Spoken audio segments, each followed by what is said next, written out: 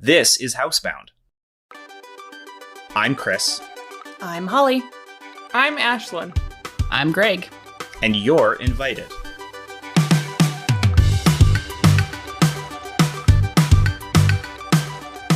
Welcome to Housebound, a podcast we made because we needed company. In it, we talk about things that are on our minds. And today we're talking about the Enneagram Test.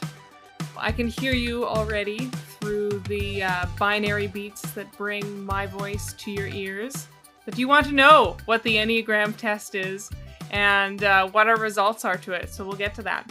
I have been looking a little bit into the Enneagram Test lately. I first took an Enneagram Test online because I heard about this personality test back in 2018.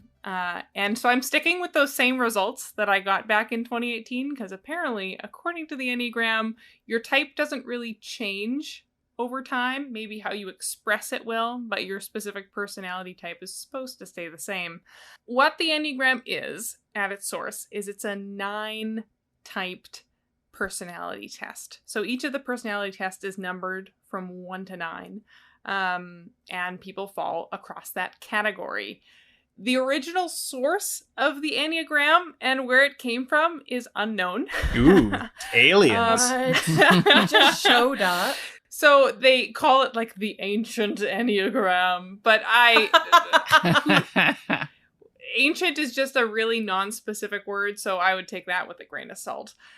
However, in the early 1970s, it was introduced to a Catholic Jesuit priest who was working at a seminary in Chicago. And he taught it to a bunch of seminarians and priests in the area. And they, in turn, started teaching it among quite a bit of clergy, retreat leaders, spiritual directors, things like that. And so it's largely been used in the Christian space. Interesting. Primarily. Because it has quite a bit of a Christian history there in its usage. So often people use the Enneagram as part of understanding themselves, as well as their relationship with God and being able to... The idea is that each of the numbers has an unhealthy side and a healthy side. So if you can move yourself towards the healthiest expression of your personality, then you are most beneficial to the church. And you can have the best relationship with God and be able to be in a healthy space there. That's the idea. So already they've just like kind of taken it and adapted it for their own purposes. Because I know people in non-religious circles that do use this test just kind of as not as a baseline for understanding their employees and or the people that they work with or schoolmates or whoever, but just as kind of an idea as how to navigate the waters of such a diverse group of people and just kind of understanding that person a little bit better and the people that they're around on a day-to-day basis. So that's very interesting, and maybe also unfortunately not surprising at all that the church was just kind of like, yeah, well, some of these things are not so good, so we're gonna let you know that you have to move away from that into better things. So that's funny. It sounds like the opposite, though, where it was the church that started it, maybe, and then kind of more wider culture has adapted it. Well, it sounds like it was around, and so if you're looking into different types of personality tests, it would be listed there. Right. One of the original sources is from a monk. Okay. That they think is the earliest source of it being used. I must have misunderstood then. Yeah. I just thought it like showed up and then the church was like, this is a good thing, we'll use it. Yeah. Yeah. But definitely one thing to note when talking about the origins of the Enneagram is that none of these are psychologists. Right. All of these are people who work as like spiritual directors. And so they're people who have a lot of experience helping people, particularly with like personality and emotional situations. But they're not necessarily, this isn't founded through a double-blind study and then peer-reviewed. The scientific method was not used in the creation of this test. Exactly. So I think as with a lot of different personality tests, it's useful if it works. Sure. And not necessarily it's useful because it's scientifically backed and gold sealed and published in these magazines. Yeah. You know? Yeah. So if it works for you, then it's useful. So a lot of this information that I got about the Enneagram, I got from a book. It's called The Road Back to You, written by Ian Morgan Cron and Suzanne Stabile.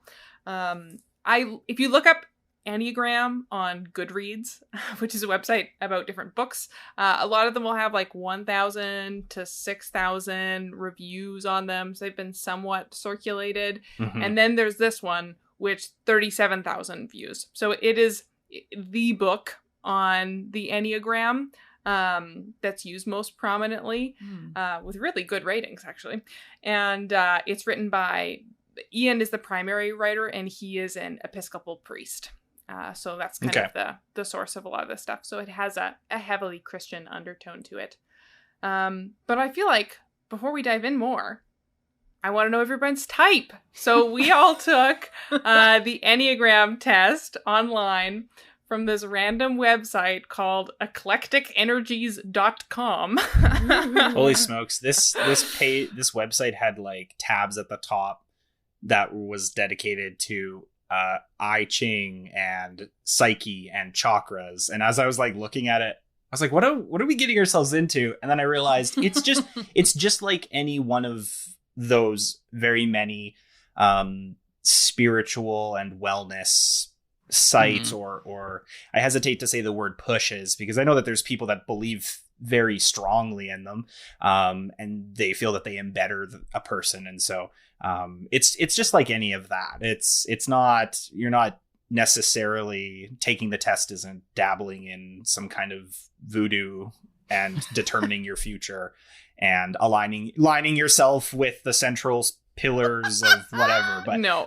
Chris, whoa. You don't realize that you sold your soul at the end of that test? Yeah, in order to get the results, Yeah. you didn't have to put in your MasterCard information. You had to sign over the paper that said, I sell my soul. Yeah. Mostly to Yeah, you get Enneagram. you get your test and then your top 3 tarot cards. Yeah. they're like, please submit a DNA sample. Now 23andMe owns your soul. No, well, Yeah. more so the whole signing in blood thing. But yeah, sure, that too.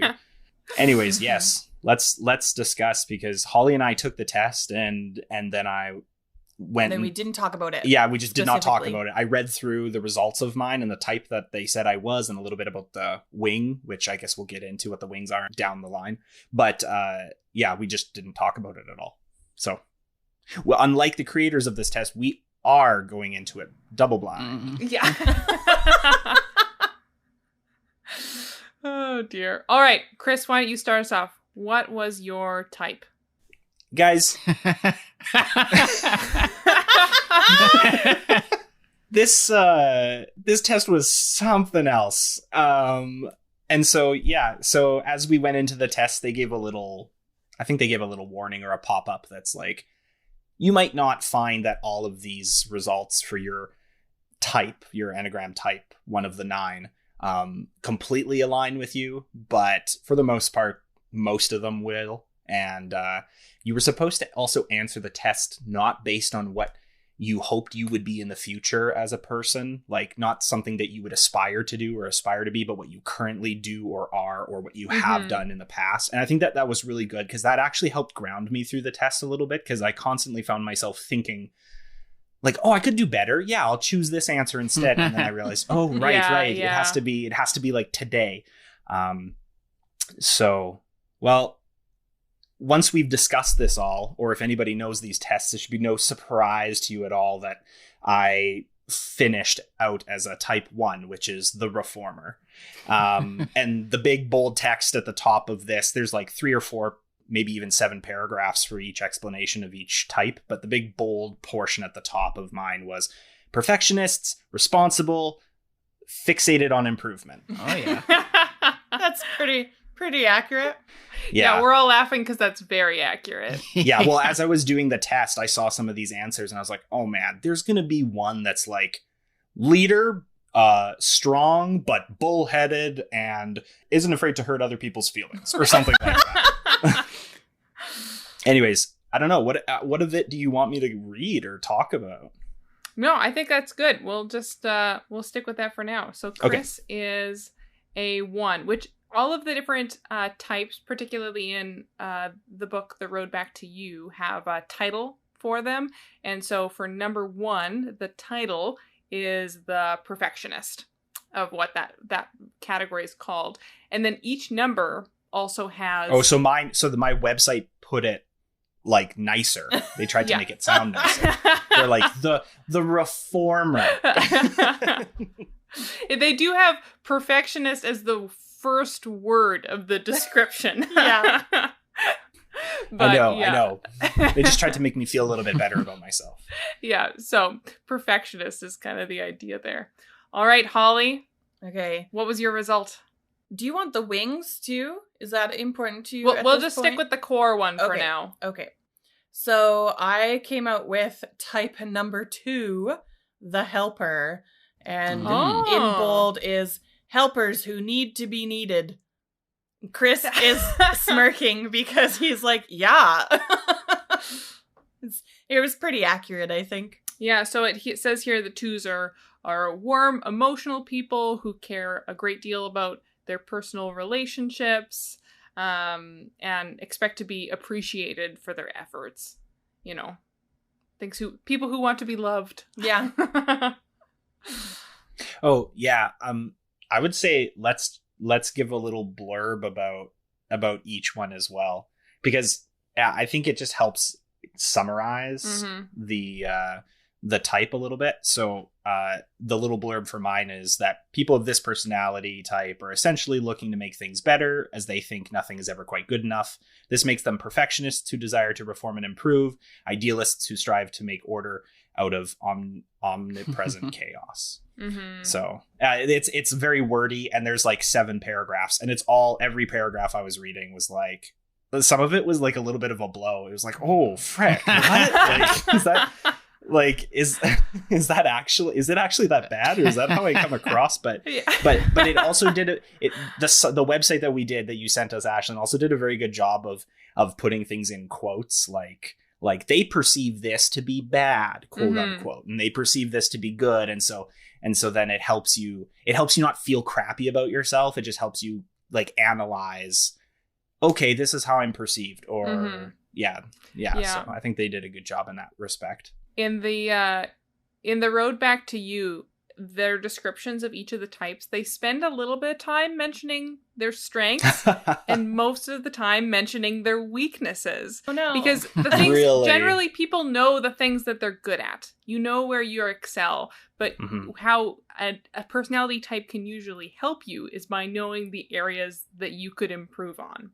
Right. And giving hopefully practical advice as to like, these are strategies that you can do to try to build up some of these weaknesses so that they don't take over, and then you end up being a negative version of your type. For sure. The idea there. So there is a lot of negativity sometimes within the Enneagram, but hopefully the idea is that when you are talking about somebody else's type and explaining that to them, you're explaining their strengths, and they can hopefully work on their own weaknesses rather than just trying to point out people's flaws. 2s essentially feel that they are worthy insofar as they are helpful to others. Love is their highest ideal. Selflessness is their duty. Giving to others is their reason for being. Involved, socially aware, usually extroverted. 2s are the type of people who remember everyone's birthday. I don't know anyone's birthday. And who go the extra mile to help out a coworker, spouse, or friend in need. And then it says, read more about this type, which Chris clearly did because he said that there were 7 paragraphs, and I didn't click on that, so I don't know anything else about it. Yeah, I got the full sheet. The whole sheet. Yeah. Holy! Okay. Holly's got some reading It's to very do. interesting. I would suggest flipping it open at some point when we go through this later in the episode. So Cool. What about you, Greg? What's your type? Yeah.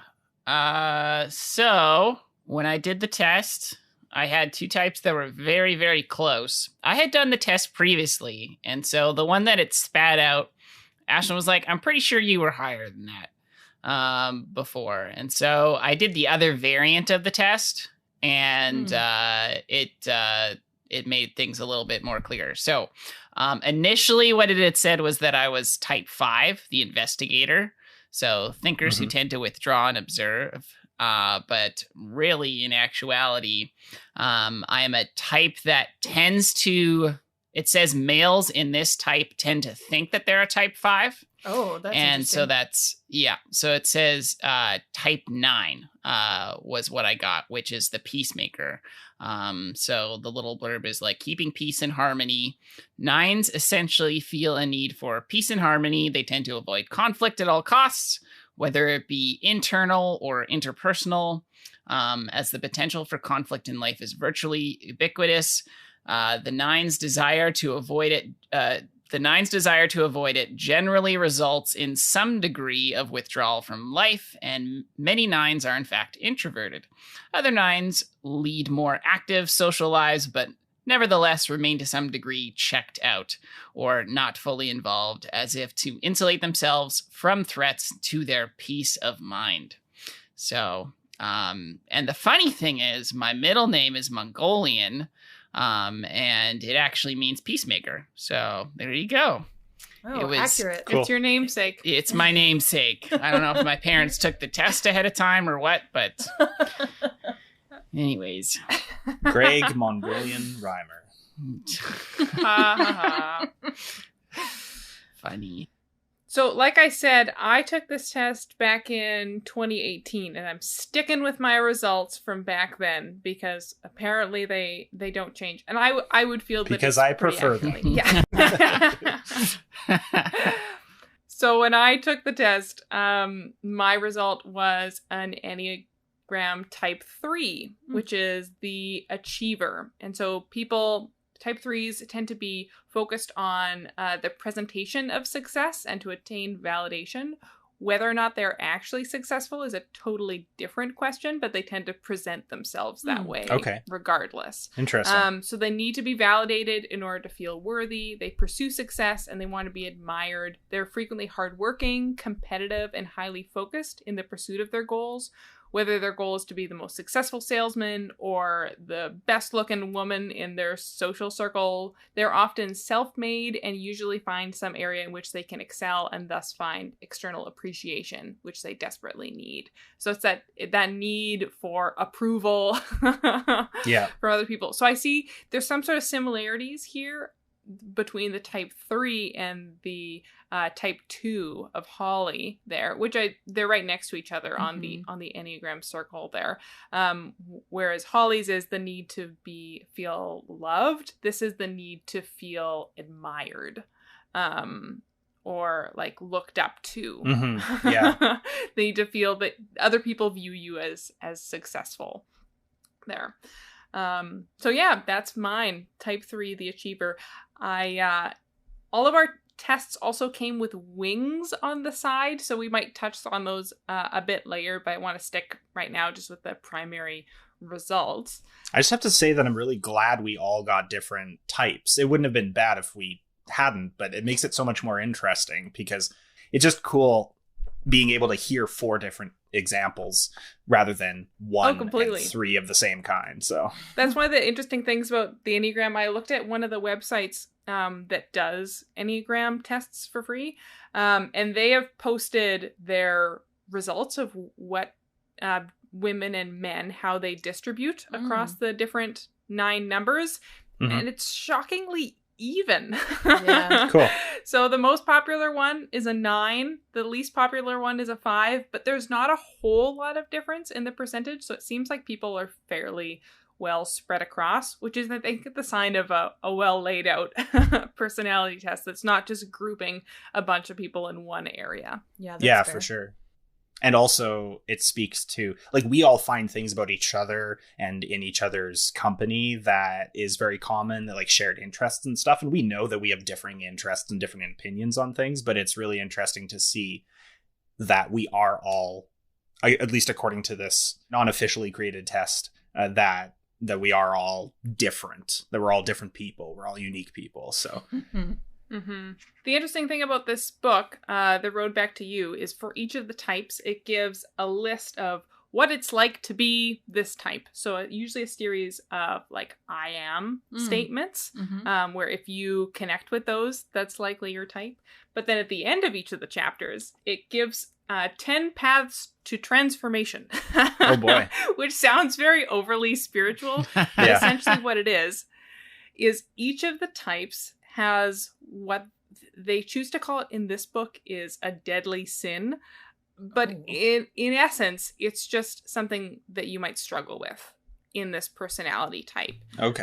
And so the 10 paths to transformation is then ways that you can improve upon that item that you might struggle with. So Chris, let's start with you. You're a number 1. I am. The perfectionist. And so, yes, you are number 1. And so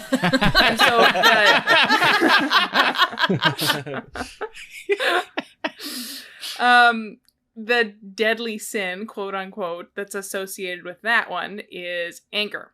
Oh, yeah. So the tendency to get frustrated when things aren't going your way, or judgmental towards other people who have a different opinion, things like that. And so how that's expressed like describing is him usually... when he drives. It's so good. I don't think this is used in SGI, but it probably could be.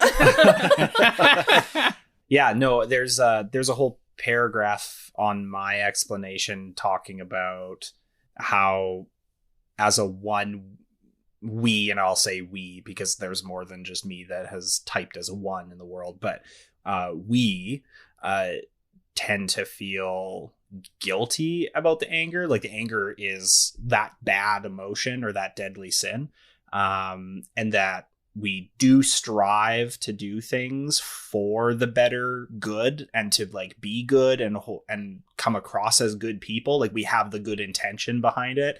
But definitely when I was filling out the test, some of the things were like, do you, I can't think of the exact wording of it, but it was something along the lines of like, do you take people's feelings into consideration when a fix or a change has to be made? Yes, no, or partially. And on a lot of them, I was like, no. And then some of them I was like, partially, because like, man, that makes me seem like a real dank if I say no. But yeah, it became very clear that whatever type that was going to be was probably going to fall into what I typed out as at the end of the quiz. So I was like, not looking forward to that. But yeah. So on The Road Back to You, what it's like to be a 1, some of the things here are like details are important to me. People have told me I can be overly critical and judgmental. Yeah. I beat myself up when I make mistakes. Forgiveness is hard for me. I try to be careful and thoughtful about how I spend my money. I'm really disappointed when other people don't do their part. Things like that. And so some of the items on the 10 paths to transformation are... Oh, just a second. I'll get a pen. Resist the urge to give other people to-do lists and redo their tasks if you think they haven't met your standards. Instead, catch people you love doing things right and tell them how much you appreciate them for it. Okay. Another item is, if you find yourself procrastinating, think about the reason why. Are you reluctant to get going on a task or project because you're afraid you won't be able to accomplish it perfectly? Another thing is, pick up a hobby you enjoy, but you are not especially good at doing, and just do it for the love of it. Another item is, forgive yourself and others for mistakes. Everybody makes them. So do you feel like those things connect with you? Yeah, some of them are spot on. Some of them I feel they're like partially there. Like I know that it said you wouldn't feel necessarily connected to everything, which is where the wings come in. But for the most part, everything that I'm reading about this, some of it was like a punch to the gut. Like I said earlier, like frick, that's almost me to a T in a lot of situations.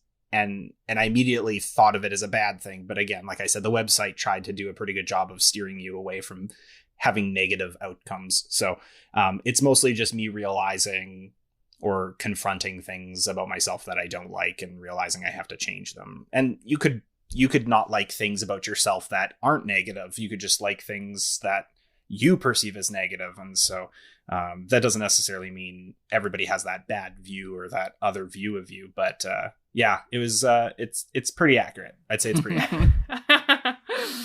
All right, I'll be done with grilling you for now, and we'll move on to Holly. A little break. Yeah. I don't know if I'm gonna like mine very much either. So Holly, your type was 2, which in The Road Back to You, they call that one the helper. Because it's not just about trying to receive love, it's that you legitimately want to help other people and see them succeed.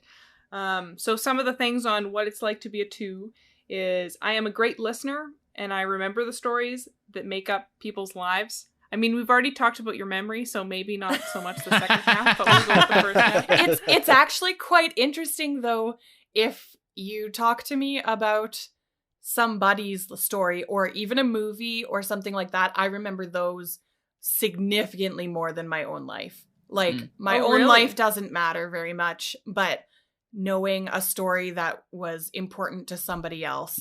I might not remember every single detail of it, but I'll be able to remember like these are the big points of whatever that was that you told me about. That's cool. Yeah. So other things on what it's like to be a 2. I care a great deal about what people think of me. I'm more comfortable giving than receiving. Even people I don't know share deep stuff about their lives with me. People think I'm psychic because I usually know what other people need or want. I'm a great listener. Yeah, things like that. Do you feel like that connects with you? Some of them. I do think that I am good at listening. I do like to receive just as much as I give. Maybe not quite as much, but like, but it feels real good when people give you good feedback or whatever. There was something in the middle that I was like, no, that's not me at all. I don't remember what it was though. So of the deadly sins that they relate to each of the types, on number 2, it's pride, which seems strange for a type that's more like selfless and helpful for other people. But what they say here is the sin of pride comes into play in the way that 2s believe other people are more needy than they are, and that they alone know what's best and what others require. They relish in the myth of their own indispensability. So, different from anger on that one. And then on their 10 paths to transformation for a 2, they have a few different suggestions. So rather than hinting at your needs or leaving it to others to figure them out, try telling them directly.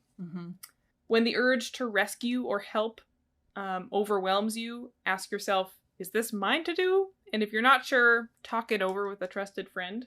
When you realize you've fallen back into the typical behaviors of your number, gently ask yourself, what would I have to feel if I wasn't flattering or meeting this person's needs right now?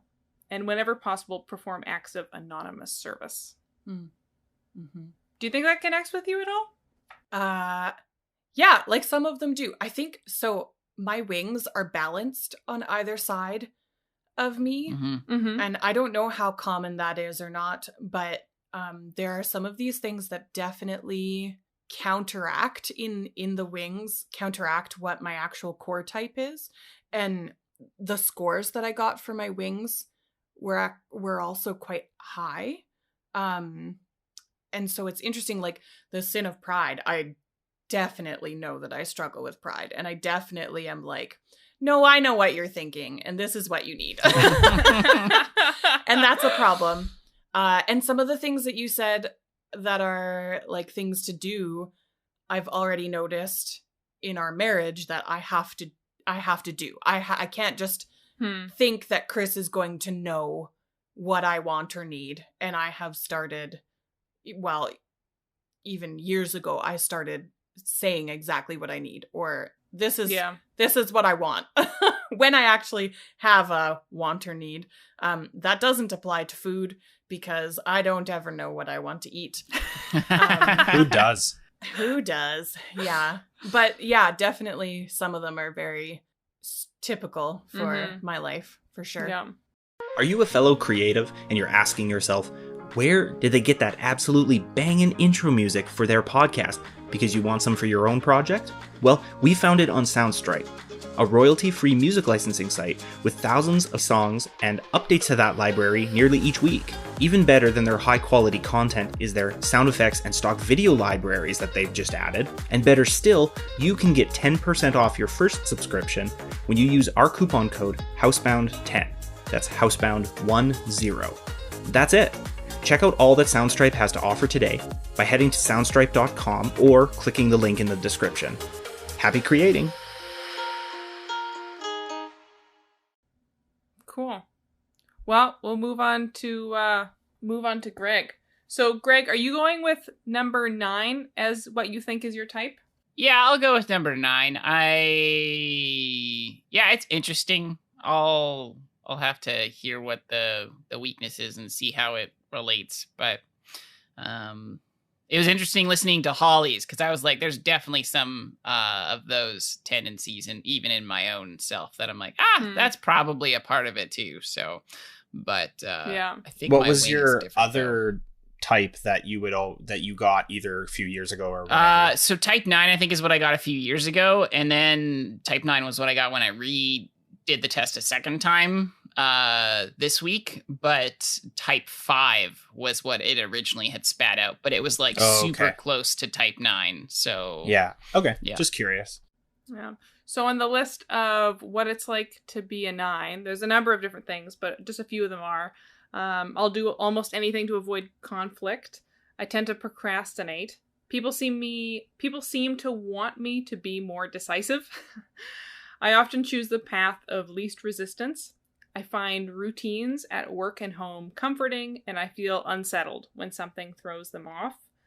I'm quite stubborn when people put demands on me, and I don't like to take work home with me. Do you feel like that connects with you? I think all of those connect with me. Yeah. 100%. Every last one. That's pretty epic.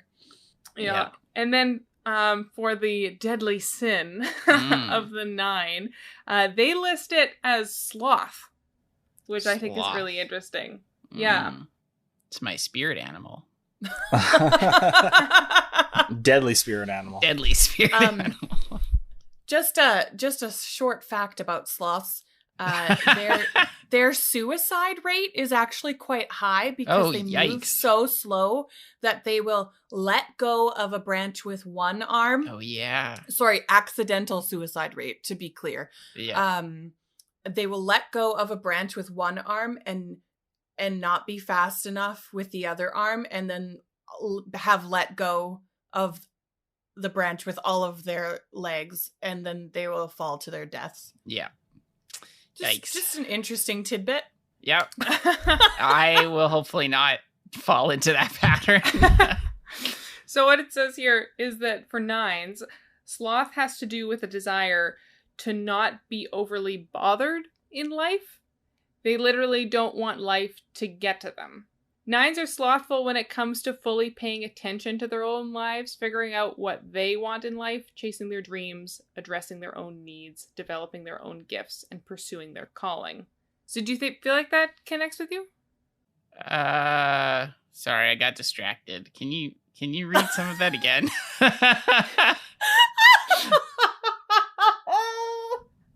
We're really bringing out the honesty for today's Enneagram podcast. I really want to bring about peace on this Zoom call, but I unfortunately have to just admit that I was not paying as much attention as I should have been. So essentially what it's saying here is, yeah, for 9s, sloth has to do with the desire to not be overly bothered in life. They literally don't want life to get to them. 9s are slothful when it comes to fully paying attention to their own lives. There we go. Out what they want in life, chasing their dreams, addressing their own needs. So it's a lack of pursuing your best, most passionate life and would rather just stick with whatever is easiest and normal, the path of least resistance. That's fair. I think, like I definitely have to push myself if I want to change something. So, and I know the good I ought to do, but do I do it? Not usually. So, yeah. For the items on the 10 paths to transformation, some of their suggestions are practice saying no when someone asks you to do something you don't want to. Don't be afraid to have opinions and express them. You can start with the small things and build up to more important ones. I tend to express them. And remember that what feels like a terrible, intense conflict that you might just be a typical disagreement for someone else. Take a breath and engage. Nice. Cool. Don't make a mountain out of a molehill. Yeah. Yeah. It's interesting hearing like the things that you can do versus the like sin that they have it connected with, because we're all old enough, I think, perhaps this just comes with time and maturity, to have like noted some of these things already.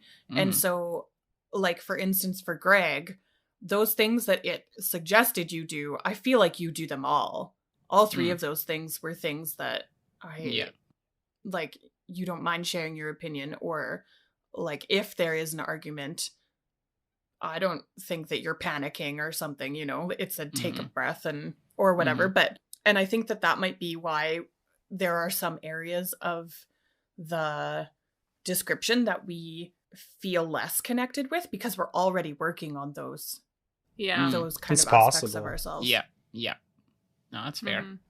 For mine, I was typed as a 3, which is the performer.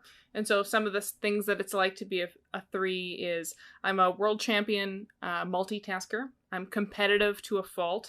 I'd rather lead than follow any day. And I don't mind cutting corners if it gets the job done more efficiently. And I like other people to know about my accomplishments, stuff like that. I definitely feel like that's some of those things really connect with me. Not all of them, but some of them do. And the deadly sin associated with the number 3 is deceit.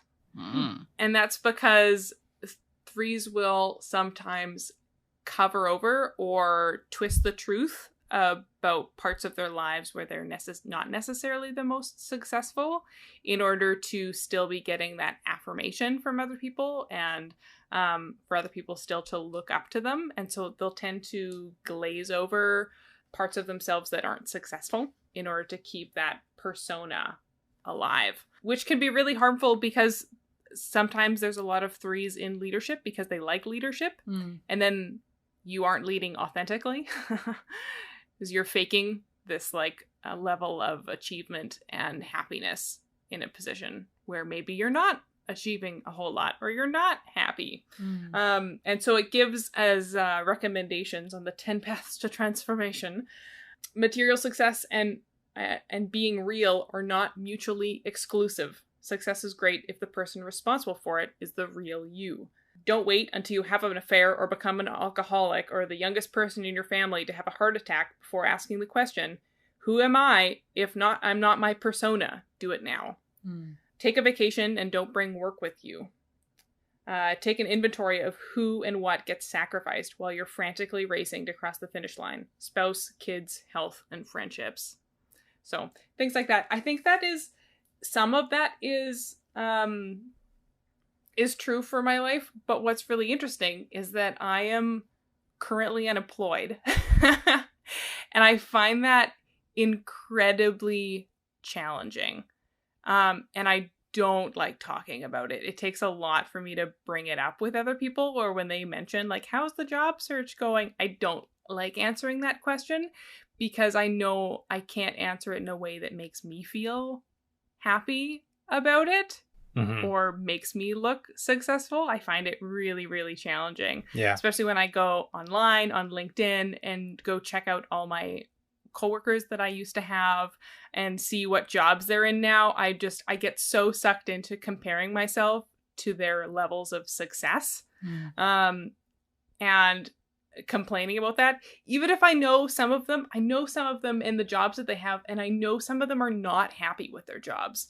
And yet I would rather be them because they look more successful than me, rather than in a stable position that I'm at right now, but not successful in the world's eyes because I'm not employed right now, which is really interesting.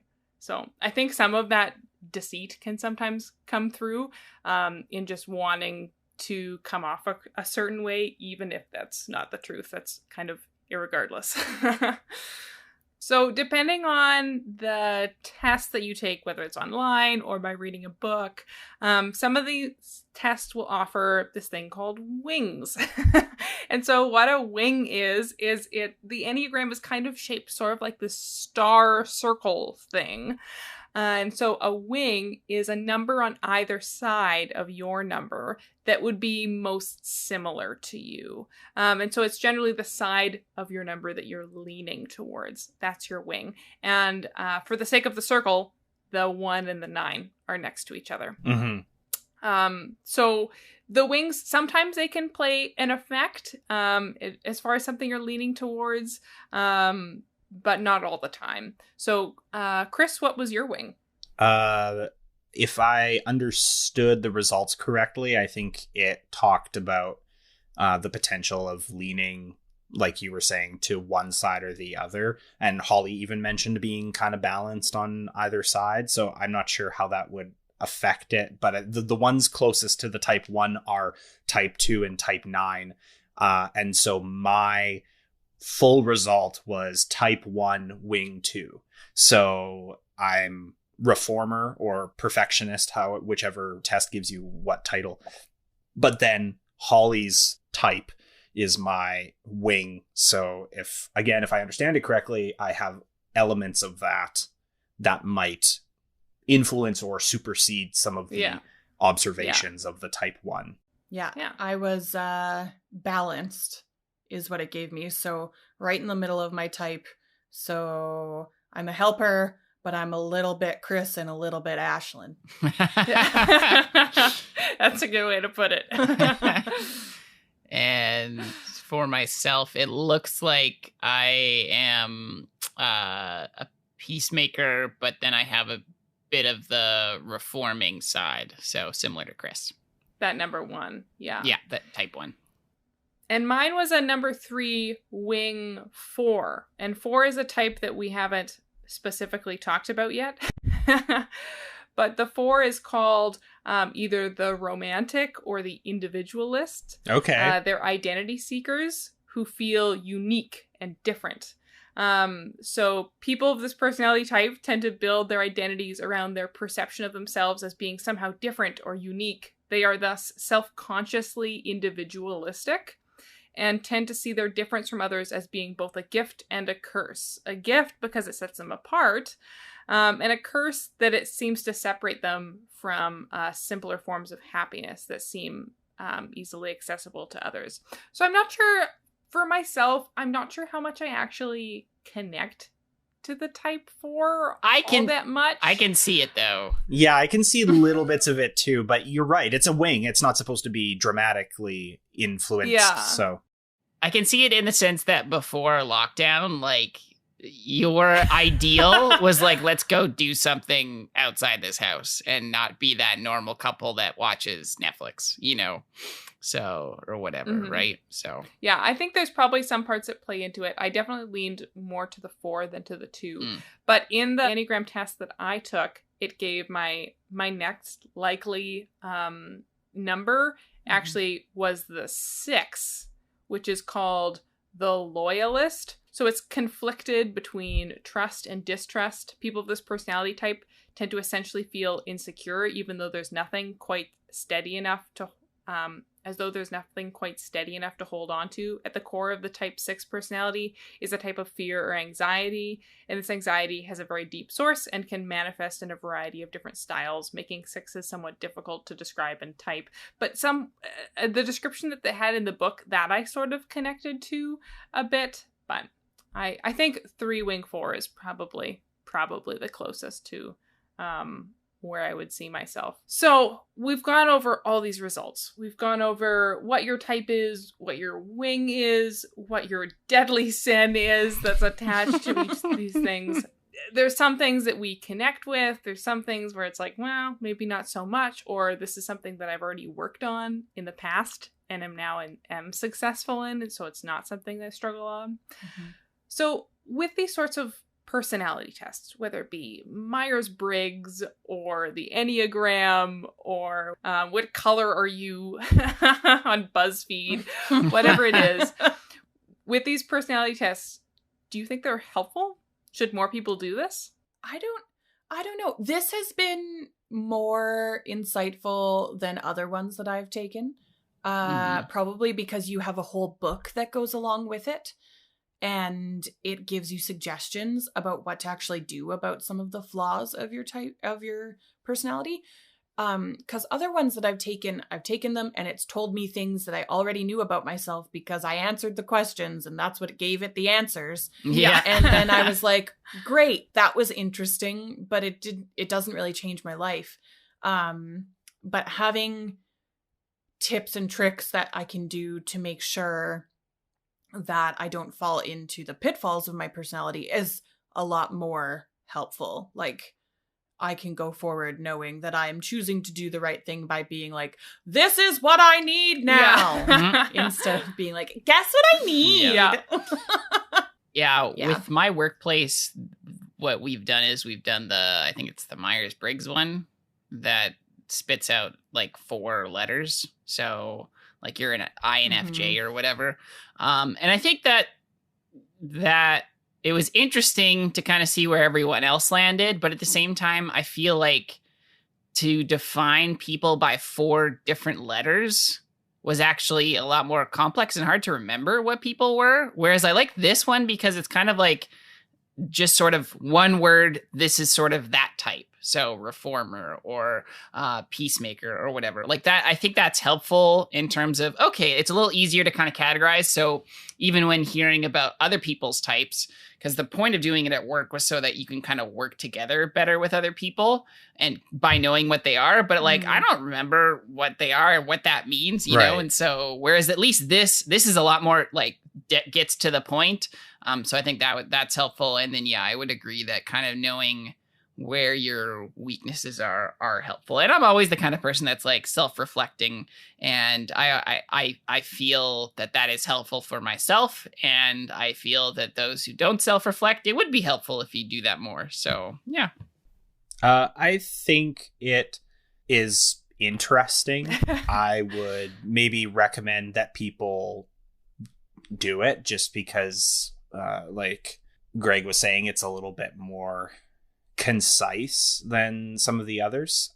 I think it would probably be the most interesting to do with a small group of people so that you can all talk about it like we're doing and reflect on each other's. And not that you have to take another person's opinions about whether or not that's exactly like you, because again, I will restate for the 3rd or 4th time, not all of these things that are listed underneath my type are things that I necessarily 100% agree with. Some of them I partially agree with, and a few of them I don't. But again, like I've said for the 2nd or 3rd time, that's why there's wings, you know? And so it's just interesting to be able to, if you can do some self-evaluation and self-betterment, for the lack of words, I think that it kind of goes hand in hand with what we talked about regarding New Year's resolutions, how if you see it as less of a thing that you have to do because people are counting on you and judging you for it, and just more of a thing that, hey, can I better myself through this?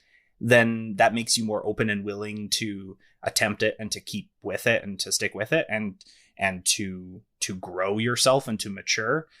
And yeah, like we are quote unquote old.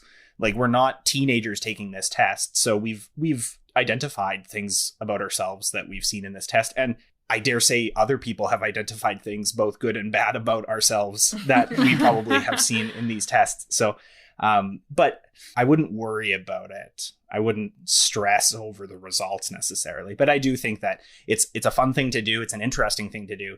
you should probably do it with a small group of people just to have a little bit of a dialogue so that it actually means something that you took the test and it's not just a waste of your time. Mm-hmm. Yeah, I would tend to agree with that. There's a quote in the book that says, all models are wrong, but some are useful. Okay. So nothing is ever going to work unilaterally for everybody. There's always going to be some things that don't work out because each person is unique. And so trying to put everybody into 9 perfect little boxes isn't going to work. Not even with the wings.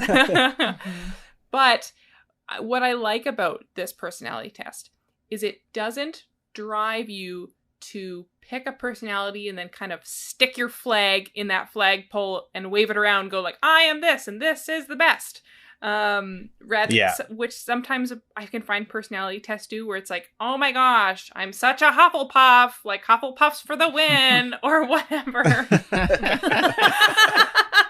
But those sorts of things can kind of drive you into a certain arena and then say like, this is who I am and I'm proud of it. And this is the best and can drive this sort of like personality nationalism almost to say. Mm-hmm. And what I like about the Enneagram is instead of doing that, it says, these are your strengths and these are your weaknesses. Each type is unique, but here's some ways that you can improve yourself so that you have better relationships with others, hopefully a better relationship with God, a better self-knowledge of yourself, things like that. So that's what I appreciate about it, is it doesn't drive people to like put their flag in the ground and say like, I am a 3, hear me roar. But instead saying like, hey, maybe this is something you can be working on, and this is what success would look like in that area. Mm-hmm. So that's what I appreciate about it. Mm-hmm. But I would agree with the quote that all models are wrong, but some are useful. Yeah. So that was the Housebound podcast episode on the Enneagram. We want to know your types. Please email at us or send us a message on Facebook. And let us know what your Enneagram number is. And if you've used the Enneagram before and find it helpful, we'd love to know. If there's any other 3s out there. So I'm really excited that we did this, and I think this was a lot of fun. I don't know what else to say. Yeah, that outro was great and everything. But could you do it again and just do it better? Oh my gosh, you're such a number 1.